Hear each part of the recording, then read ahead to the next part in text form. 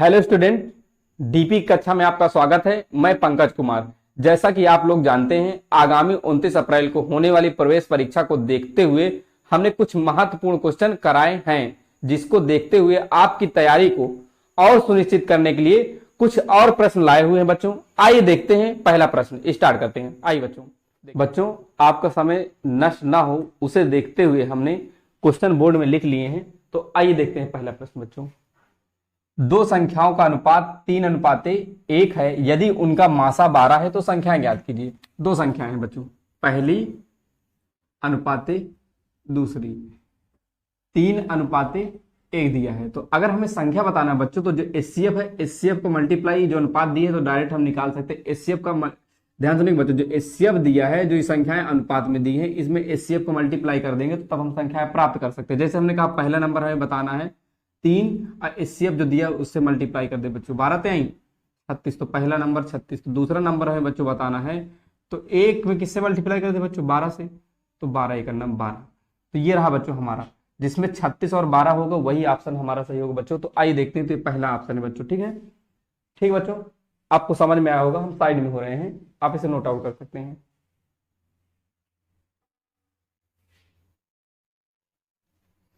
आइए बच्चों इसी कड़ी में दूसरा प्रश्न देख लेते हैं, क्या कहता है बच्चों। ये हमारा सरलीकरण का सवाल है जो दिया है बच्चों, और ये बोर्ड मास आधारित है। आइए देखते हैं बोर्ड मास क्या कहता है बच्चों। यहाँ BODMAS बोर्ड मास। सबसे पहले बच्चों हमने इसमें देखा क्या ब्रैकेट है, क्या नहीं, तो ब्रैकेट का काम खत्म। क्या का दिया बच्चों, हाँ, तो पहले आफ का मतलब का, और का मतलब बच्चों क्या होता है, गुणा। तो सबसे पहले गुणा करेंगे, 3 त्रिक का 9 डिवाइड 3 गुना 3 प्लस 3 माइनस 3। अब देखिए बच्चों, यहाँ पे ब्रैकेट भी नहीं है और क्या है, आफ माने का भी नहीं, मतलब गुणा भी नहीं है ये वाला का वाला। तो अब हमें क्या करना पड़ा, डिवाइड। तो पहले डिवाइड करेंगे बच्चों, 9 में किससे भाग देना है, इस 3 से। अब गुना ये 3 लिख दिए बच्चों, अब प्लस 3 और माइनस 3। 3 एक नाम 3, 3 त्रिक का 3 एक नाम 3, 3 एक नाम 3 बच्चों। तो 9 एक नाम 9 प्लस 3 माइनस 3। अब हम देख रहे हैं कि अब हम ये देख रहे हैं कि ब्रैकेट खत्म, ऑफ खत्म, डिवाइड खत्म, मल्टीप्लाई खत्म। तो पहले ऐड करेंगे, फिर सबसे बाद में सब्ट्रैक्ट। तो 9 3 12, 12 माइनस 3 बराबर 9। ये रहा बच्चों हमारा आंसर। तो ऑप्शन नंबर डी। ठीक बच्चों, काफी आसान प्रश्न है ये। अब आप लोग नोट आउट कर सकते हैं, हम साइड में हो रहे हैं।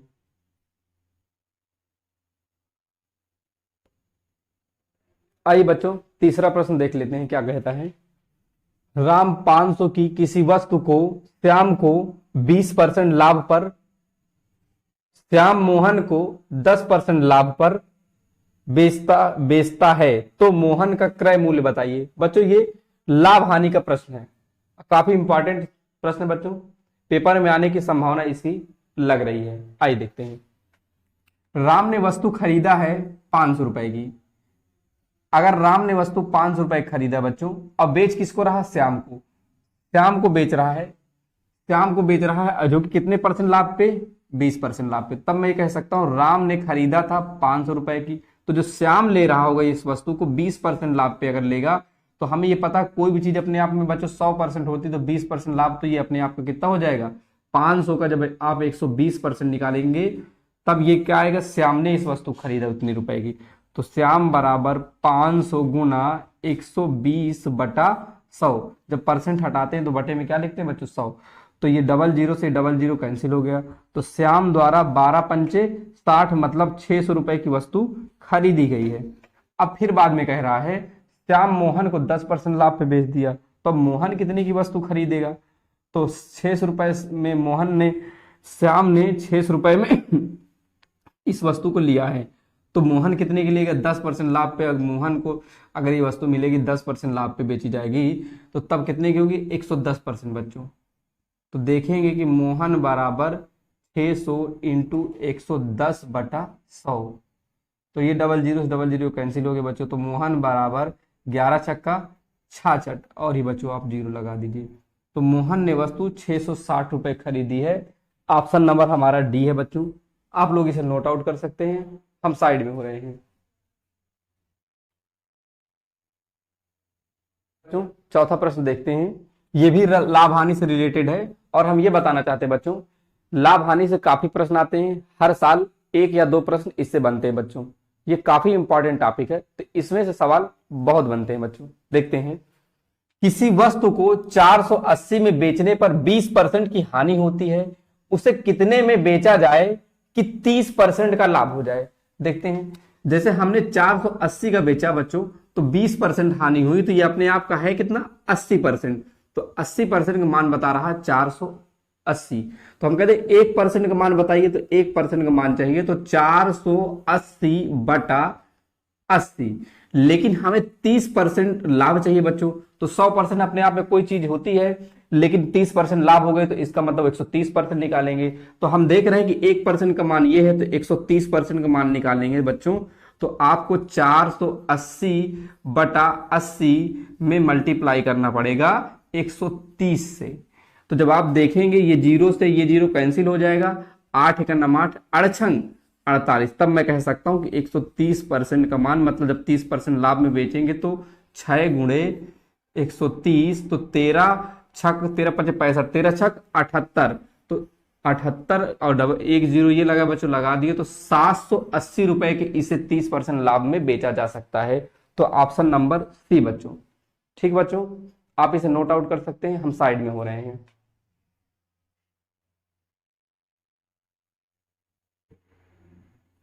आइए पांचवा प्रश्न देखते हैं, क्या कहता है। एक रेडियो को उसके अंकित मूल्य के 3/4 में खरीदता है तथा इसे अंकित मूल्य के 20% अधिक मूल्य पर बेच देता है, तो ए का प्रतिशत लाभ बताइए। हमने देखा कि एक रेडियो को उसके अंकित मूल्य के 3/4 में बेच देता है। तो बच्चों देखें 3/4, अगर जो बटे में लिखा है उसको हम क्या मान ले, एमआरपी। एमआरपी क्या है बच्चों, 4। तो एमआरपी 4 इसलिए मान रहे हैं क्योंकि कह रहा है कि एमआरपी का मतलब अंकित मूल्य का 3/4। तो अगर अंकित मूल्य हम 4 मान लिए, तो अगर हम कहते एमआरपी जो हमारा है बच्चों, अंकित मूल्य एमआरपी यदि 4 है, तो आपने खरीदा कितने का बच्चों, 3 रुपए का। अब हमसे कह रहा है एमआरपी का, कह रहा है एमआरपी पे 20% अधिक में बेचा जाए तो उसे कितने प्रतिशत लाभ होगा। तो अगर आप सेलिंग करने जाएंगे तो 4 रुपए का सामान 20% अधिक में बेचेगा, तो 120%। हल करेंगे तो 4 इंटू 120 बटे 100, तो ये 0 0 कट जाएगा, तो 12 चौक 48, तो 1.8 रुपए का बेचा जाएगा। तो हम ये कह सकते हैं कि अभी लाभ कितना, हमें प्रॉफिट कितने रुपए का हो रहा है। तो हम कह सकते हैं 4.8 से हम 3 घटाएंगे, तो 1 हमारे पास 1.8 रुपए का हमारे पास लाभ आएगा। तो तब हम कह सकते हैं 1.8 रुपए लाभ आए हैं, किस पे आए हैं, 3 रुपए पे, सीपी पे, इंटू 100%। तो ये पॉइंट हटाएंगे तो बच्चों ये 0 0 कट जाएगा, 3 का नाम 3 3 छंग 18। तो आप देख रहे हैं 6 इंटू 10%, तो पाएंगे कि 10 छक्का 60%। तो प्रॉफिट कितना हो बच्चों, 60%। ऑप्शन नंबर ए है जो कि राइट आंसर है बच्चों। हम साइड में हो रहे हैं बच्चों, आप इसे नोट आउट कर सकते हैं। आइए बच्चों देखते हैं छठवां प्रश्न क्या कहता है। एक पानी की टंकी 2/3 भरी हुई है। यदि टंकी पूरी भरने के लिए 50 लीटर और पानी की आवश्यकता है, तो टंकी की पूरी क्षमता ज्ञात कीजिए। कितनी भरी बच्चों, 2/3। तो हम समझाना चाहते हैं कि 2/3 2/3। हम ये मान ले बच्चों कि बटे में जो होता है वो मूल मान होता है। तो हमने मान लिया कि टंकी की क्षमता कितनी है, 3। तो जो टंकी की क्षमता या टंकी की धारिता, तो धारिता जो है बच्चों, अगर धारिता टंकी के 3 है, तो जिसमें भरी कितनी बच्चों, भरी है हमारी 2, 3 में 2 भरी है, तो खाली कितनी है, एक ना बता के हमें कह रहा है 50 लीटर। तो 1 यूनिट का मान 50 लीटर बता सकता है। तो हम कह सकते हैं टंकी की धारिता अगर हमें बताना है तो 1 यूनिट का मान 50 लीटर, तो तब हम 3 यूनिट का मान कितना बता सकते हैं बच्चों, 5 3 15 1 0, तो कह सकते हैं 150 लीटर। तो टंकी की धारिता कितनी बच्चों, 150 लीटर। इसे आप नोट आउट कर सकते हैं बच्चों, हम साइड में हो रहे हैं।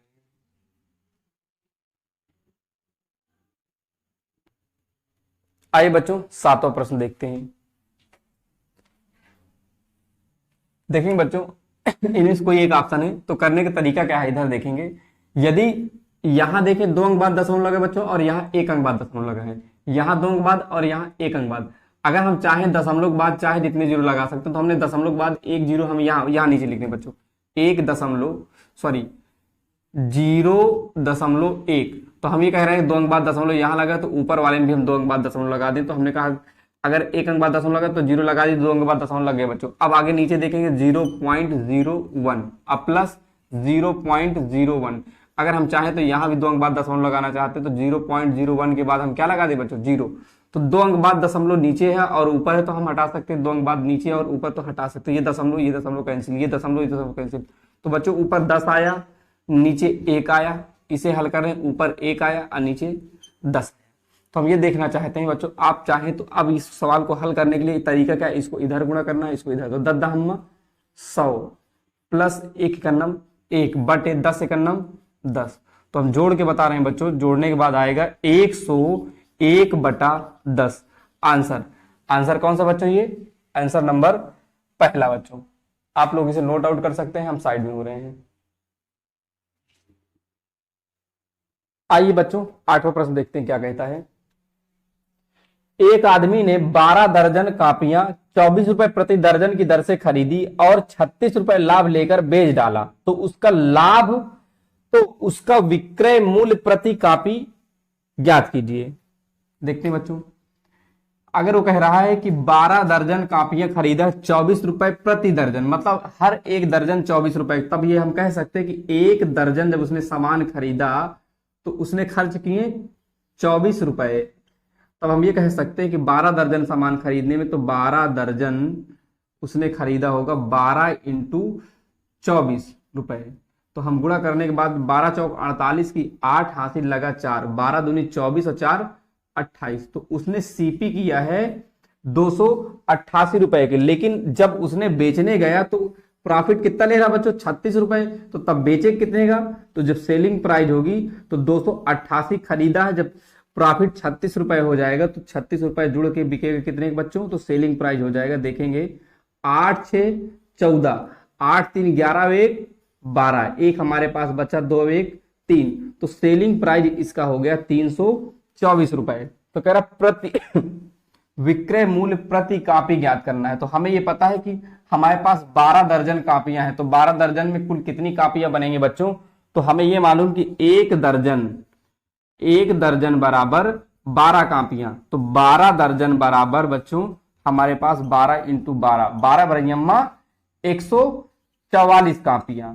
तो तब हम ये कह सकते हैं कि 324 रुपए में 144 कापी बेचा है, तो एक कापी की कीमत हो जाएगी बच्चों, तो 324 रुपए में हम 144 से डिवाइड करेंगे बच्चों, ठीक है। तो हम देखेंगे, इसे काट सकते हैं हम 2 से, तो 2 सते 14, 2 सते 14, 2 दूनन 4, 2 एकन्नम 2, 2 छंगे 12, 2 दूनन 4, तो 162 बटे 72।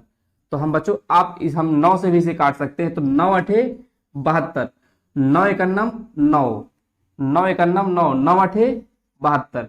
तो हम इसे 2 से भी काट सकते हैं, 2 चौको 8, 2 9 18, तो 9/4 रुपए की हम इसे बेच सकते हैं, 9/4 रुपए की एक कापी बेच सकते हैं। लेकिन इसको डिवाइड करेंगे बच्चों तो देखेंगे कि 9 में आपको 4 से डिवाइड करना है, तो देखेंगे 4 दूनी 8, मेरे पास एक बचा है, यहां दशमलव लगाएंगे, यहां 0 लिखेंगे, तो फिर से करेंगे 4 दूनी 8, फिर मेरे पास 2 बचा, दशमलव लगाएंगे 0, तो 4 पंचे 20। तो कापी की कीमत आई, प्रति कापी को बेचना पड़ेगा 2.25 रुपए की। तो ये रहा ऑप्शन नंबर ए बच्चों, इसे आप लोग नोट आउट कर सकते हैं, हम साइड में हो रहे हैं। ये बच्चों 9 प्रश्न देख लेते हैं क्या कहता है। एक व्यक्ति ने 4 रुपए के 10 के भाव से अंडे खरीदे तथा 4 रुपए के 8 के भाव से बेचे, उसे प्राप्त लाभ या हानि प्रतिशत ज्ञात कीजिए।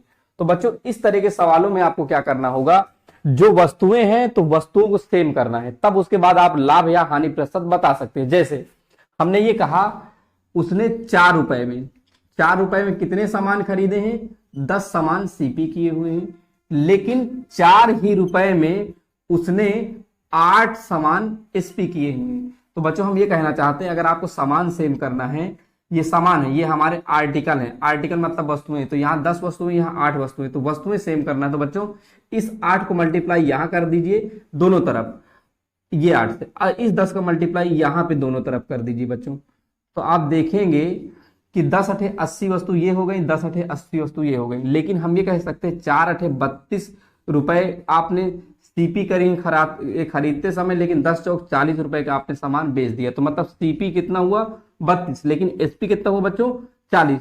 तो आप देख रहे हैं कि प्रॉफिट कितना हो रहा है।